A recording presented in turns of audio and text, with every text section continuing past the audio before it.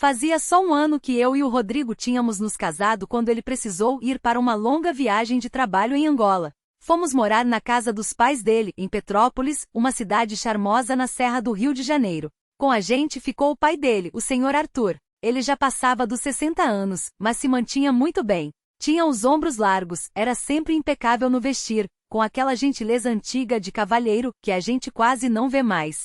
No começo eu ficava um pouco sem graça com ele. Afinal, morar com um homem, mesmo que mais velho, não é a coisa mais simples do mundo. Mas depois foi ficando mais fácil. Ele se revelou um homem bom, cuidadoso e com um ótimo senso de humor. De manhã, eu costumava usar um vestido leve de algodão com botões no peito e um cinto fino marcando a cintura. Prendia o cabelo num coque baixo e calçava sapatilhas macias. O Sr. Arthur sempre me observava enquanto eu me movimentava na cozinha, e sorria com gratidão.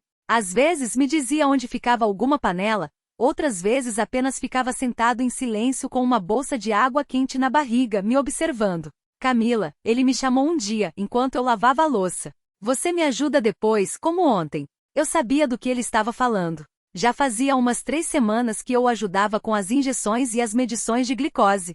Ele tinha diabetes tipo 2, e o médico recomendou um controle rigoroso dos níveis, de manhã, depois de comer e antes de dormir.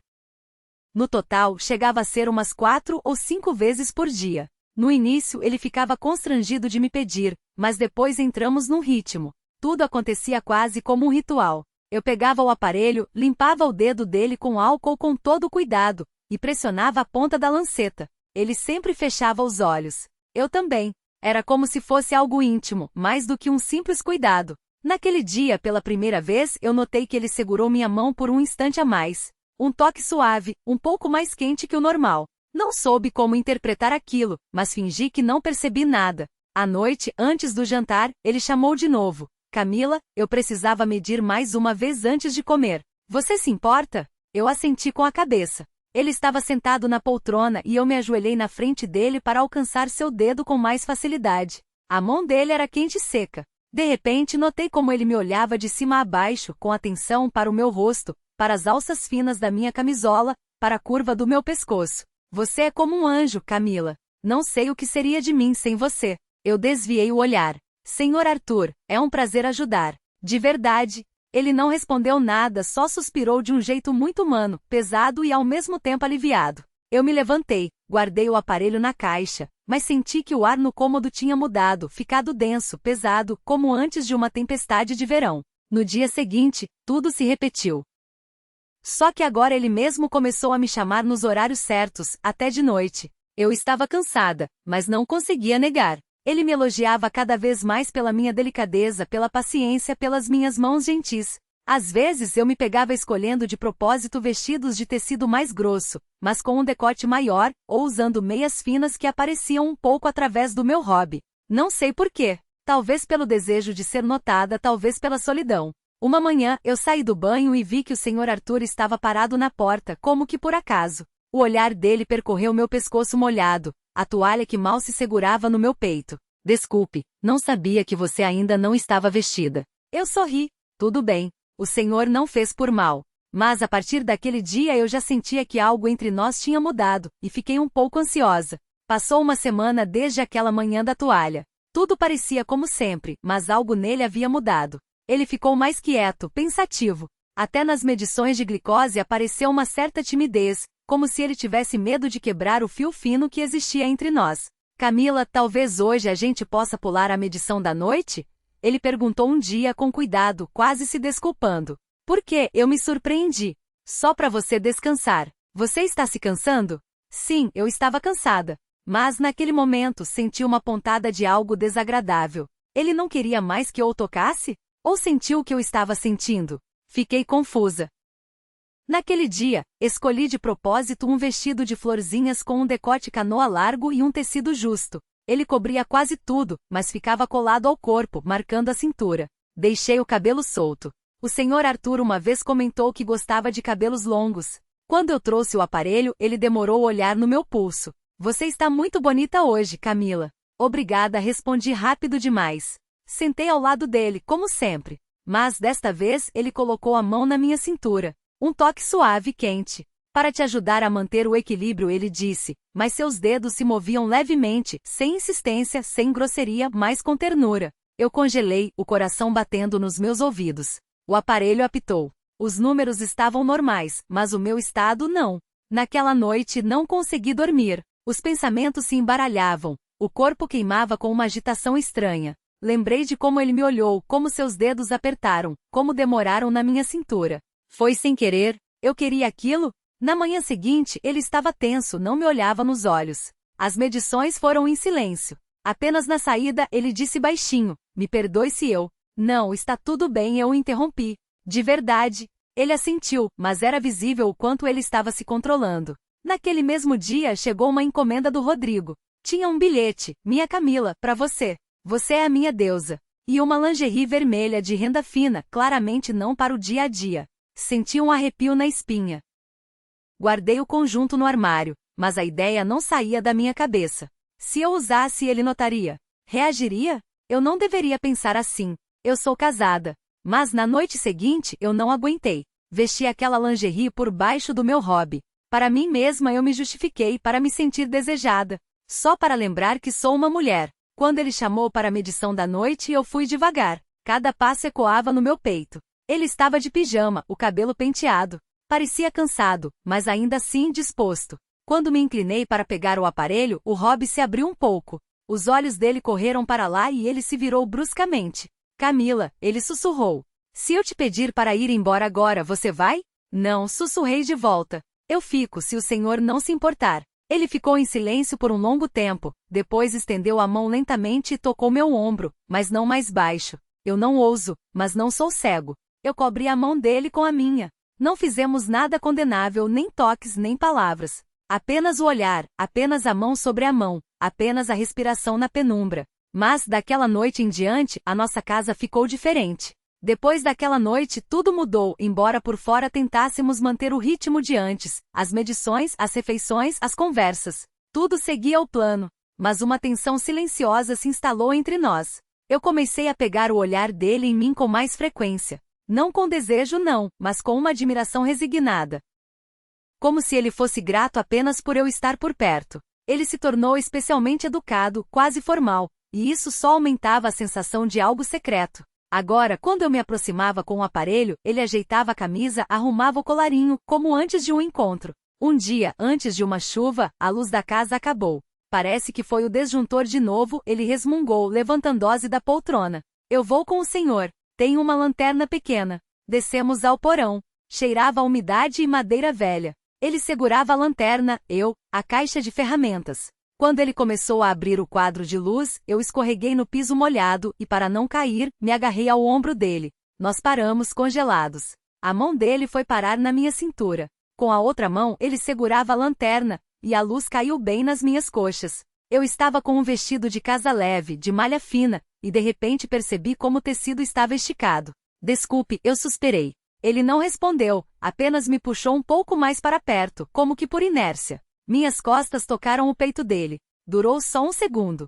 Mas naquele segundo havia tudo: a solidão, a proibição, o calor. Quando a luz voltou, ele se afastou bruscamente e sussurrou: precisamos ser mais cuidadosos, Camila. Não devemos. Eu não respondi. Mais tarde, já no meu quarto, notei que o hobby dele tinha ficado no cabide. Senti vontade de me agarrar a ele, aquele tecido, ao cheiro dele, tabaco, menta e um gel de banho masculino e limpo.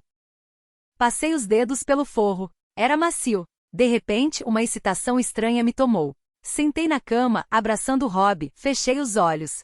Senti vergonha, mas junto com a vergonha havia outra coisa, um desejo ardente de ser notada, de ser necessária, mesmo que no limite. No dia seguinte, ele demorou a sair do quarto. Quando finalmente apareceu barbeado de camisa e com um perfume novo, senti uma pontada de algo agudo. Como o senhor se sente? Perguntei. Melhor. Só não sei como olhar para você agora. E para que olhar se pode sentir? Disparei, e me assustei com minhas próprias palavras. Ele se aproximou, parou a um passo de distância. Ficamos em silêncio, e apenas o silêncio zumbia. Camila, ele começou. Eu levantei os olhos. Eu nunca vou tocar em você, mesmo que eu sonhe com isso todas as noites. Eu assenti, e naquele segundo entendi. Ele já me tocava muito mais profundamente do que a pele. Logo o outono chegou de vez em Petrópolis. As folhas no quintal começaram a cobrir o caminho com tapetes dourados. Todos os dias eu saía com a vassoura para varrê-las. O Sr. Arthur agora saía comigo, ficava parado na porta observando, às vezes pegava uma velha vassoura de madeira e ajudava. Trabalhávamos em silêncio, mas não era um silêncio vazio. Nesses momentos, parecia que se ele tocasse minha mão, o mundo pararia. Numa dessas tardes, ele de repente me estendeu um casaco. Você vai pegar um resfriado, disse ele, amarrando o cinto em mim. Suas mãos demoraram na minha cintura mais do que o necessário. E quando ele se afastou, seu olhar não era apenas quente, era faminto. Eu me virei e entrei em casa, mas por dentro tudo se contraía. Como me assustava o quão forte eu reagia. Naquela noite tive um sonho.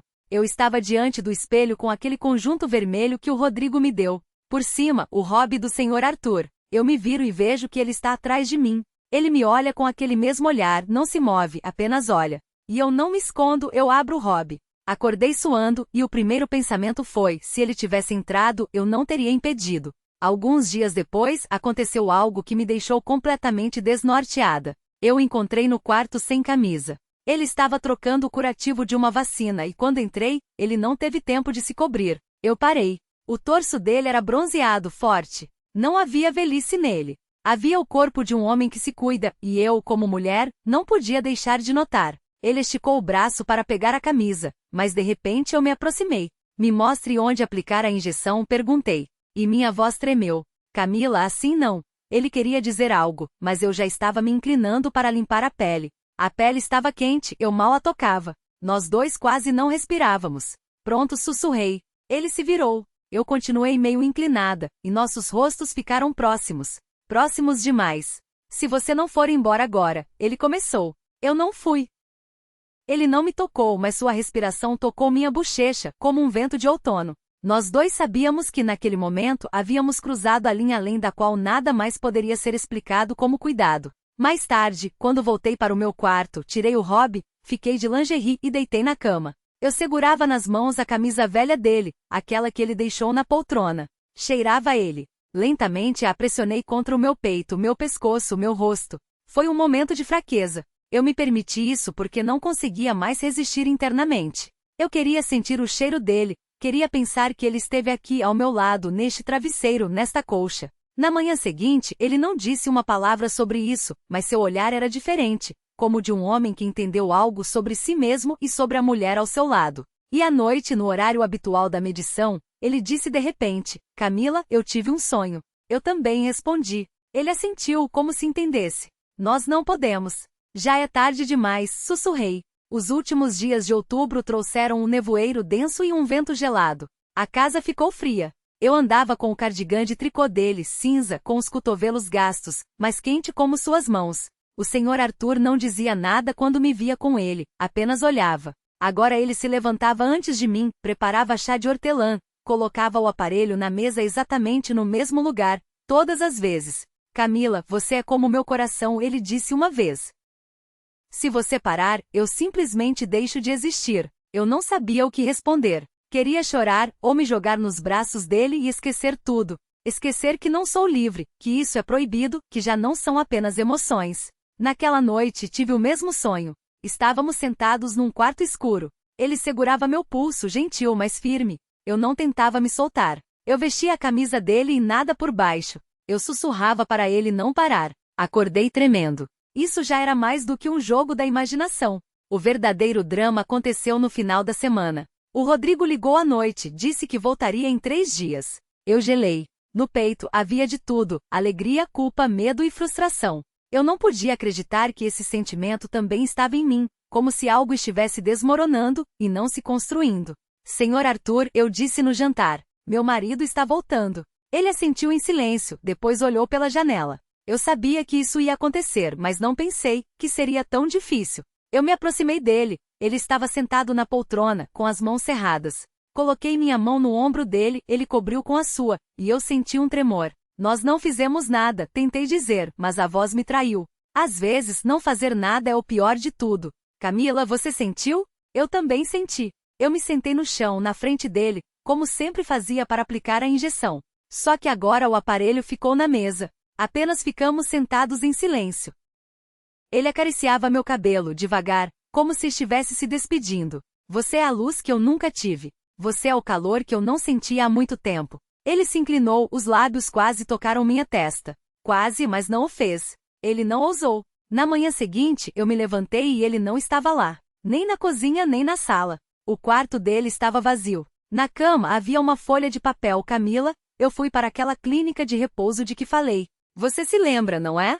Quero que você receba seu marido em paz. Que sua alma esteja limpa, e que tudo fique bem com você. Eu não estou indo embora porque você me rejeitou, mas porque não me reconheço mais e tenho medo. Obrigado pelo calor. Se um dia você abrir a porta e eu estiver lá, apenas saiba, eu não esqueci. Com carinho, Arthur. Eu li a carta e as lágrimas pingavam na mesa. Ele tinha ido embora. E naquele momento eu entendi, eu não era mais a mesma de um ano atrás. Eu era outra mulher. Uma que teve algo quase proibido, quase mágico, mas tão vivo. Passaram-se 3 dias. O Rodrigo chegou. Eu o recebi com o mesmo cardigã cinza. Ele me abraçou, cheirou meu cabelo e sussurrou. Você está com um cheiro diferente, como se tivesse vivido de verdade. Eu me aninhei nele, fechei os olhos e nesse momento, senti que alguém estava observando. Fui até a varanda. Longe, do outro lado da rua, perto do ponto de ônibus, estava ele, o Sr. Arthur, com uma mala. Ele olhava para cima, diretamente para mim, não sorria, apenas assentiu uma vez com a cabeça e foi embora.